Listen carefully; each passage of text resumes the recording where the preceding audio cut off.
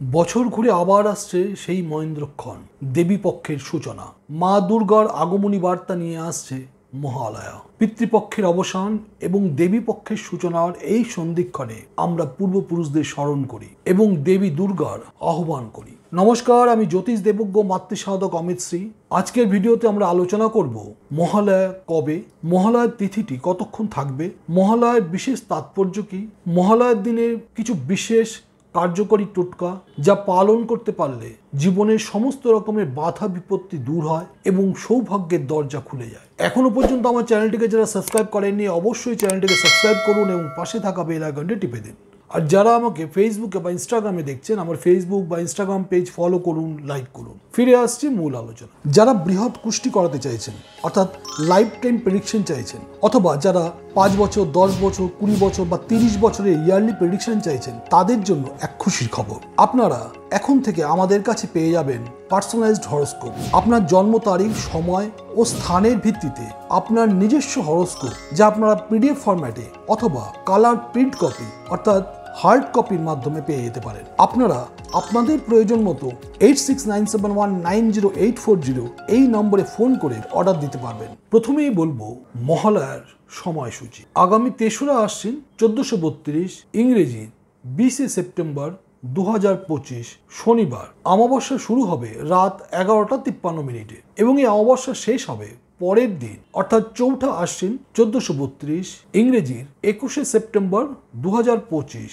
রবিবার রাত্রি 12টা 23 মিনিটে। এবার আসা যাক মহালয়ার গুরুত্ব নিয়ে। মহালয়া শুধুমাত্র একটি তিথি বা উৎসব নয়, জ্যোতিষ এবং তন্ত্রশাস্ত্রে এর বিশাল গুরুত্ব রয়েছে। এটি পিতৃপক্ষ বা 16 শ্রাদ্ধের শেষ দিন। এই দিন আমাদের পূর্বপুরুষরা জল এবং পিণ্ডদানের উদ্দেশ্যে মর্ত্যলোকে আগমন করেন। তাদের তৃপ্ত করতে পারলে পিতৃঋণ থেকে মুক্তি লাভ সম্ভব হয়। তাদের আশীর্বাদে জীবনের বহু বিপদ অনায়াসে কেটে যায়। অন্যদিকে এই দিনই দেবী দুর্গা তার সন্তানদের নিয়ে কৈলাস থেকে মর্ত্যলোকে যাত্রা শুরু করেন। তাই এই দিনটি পিতৃলোক ও দেবীলোকের মধ্যে এক অপূর্ব মেলবন্ধন ঘটায়। এবার আমরা আলোচনা করব মহালয়ার দিন পালন করার মতো কয়েকটি অতি সহজ টোটকা যার কার্যকারিতা অত্যন্ত বেশি।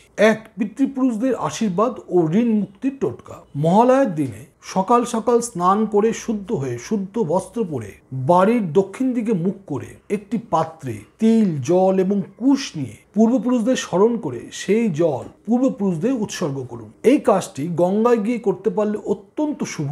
তবে যারা গঙ্গায় যেতে পারবেন না তারা বাড়িতেও এই কাজটি করতে পারেন। মনে ভক্তি এবং বিশ্বাস নিয়ে এই কাজটি করলে পিতৃপুরুষেরা অত্যন্ত তৃপ্ত হন এবং তাদের আশীর্বাদে পরিবারের সুখ ও শান্তি লাভ হয়। 2. আর্থিক সংকট দূর করার একটি টোটকা। যদি আপনি বহুদিন ধরে অর্থ সমস্যায় ভুগছেন, কিছুতেই অর্থ সঞ্চয় করতে পারছেন না, তাহলে এই মহালয়ার দিনে কাককে সকালে অথবা দুপুরে খাওয়ার দিন। শাস্ত্রমতে কাক পিতৃলোকের প্রতীক বা জমের দূত হিসেবে গণ্য। তাই কাককে খাবার দিলে পূর্বপুরুষেরা অত্যন্ত তুষ্ট হন। এছাড়াও গরিব দুঃখীকে এই সময় খাদ্য ও বস্ত্র দান করলেও আপনার সঞ্চিত কর্মফল ভালো হবে। এতে আপনার আর্থিক সমৃদ্ধি লাভ সম্ভব হবে। অর্থনৈতিক বাধা সম্পূর্ণভাবে কেটে যাবে। 3. ঘরের নেতিবাচক শক্তি বা শত্রু দমন টোটকা। মহালয়ার দিন সন্ধ্যাবেলা বাড়ির সদর দরজার ডান দিকে একটি মাটির চৌমাথা প্রদীপ জ্বালান। মনে রাখবেন একটি মুখ যেন অবশ্যই দক্ষিণ দিকে থাকে। মহালয়ার দিন সন্ধ্যাবেলা এই প্রদীপ বাড়ির সামনে জ্বালালে বাড়ির সমস্ত নেগেটিভ এনার্জি বা অশুভ শক্তি দূর হয়। এই প্রদীপ আপনার ঘর থেকে সমস্ত নেতিবাচক শক্তিকে টেনে বার করে নিয়ে আসবে।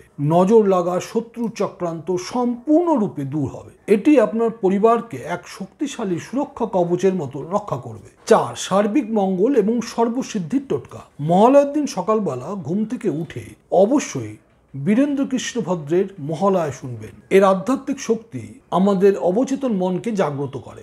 এরপর দেবী দুর্গার সামনে একটি ঘিয়ের প্রদীপ জ্বালান এবং তারপরে 11 বার এই মন্ত্রটি আপনারা জপ করুন। মন্ত্রটি হলো ওং সর্বমঙ্গল মঙ্গলে শিবে সর্বার্থ সাধিকে শরণ্যে ত্র্যম্বকে গৌরী নারায়ণী নমস্তুতে। এই মন্ত্রটি 11 বার অবশ্যই জপ করবেন। যদি সম্ভব হয় তাহলে 108 বার জপ করবেন। এই মন্ত্র পাঠে আপনাদের সকল কাজে সিদ্ধি আসবে এবং মা দুর্গার আশীর্বাদ আপনার উপর বর্ষিত হবে। তাহলে বন্ধুরা, মহালয়ার এই পবিত্র দিনে এই নিয়মগুলি আপনারা পালন করুন এবং আপনাদের পূর্বপুরুষের আশীর্বাদে এবং মা দুর্গার অশেষ করুণায় আপনাদের জীবনে সুখ ও সমৃদ্ধিতে ভরে উঠবে। আর এই মহালয়ার শুভক্ষণ থেকে শুরু হোক আপনাদের উৎসবের আনন্দ। ভিডিওটি আজ এখানেই শেষ করছি। যদি ভিডিওটি ভালো লাগে অবশ্যই বন্ধু বান্ধব আত্মীয় স্বজন সকলের সঙ্গে শেয়ার করবেন এবং কমেন্টসে জয় মা দুর্গা অবশ্যই লিখবেন। ভালো থাকবেন, সুস্থ থাকবেন। আবার দেখা হবে পরবর্তী ভিডিওতে। নমস্কার।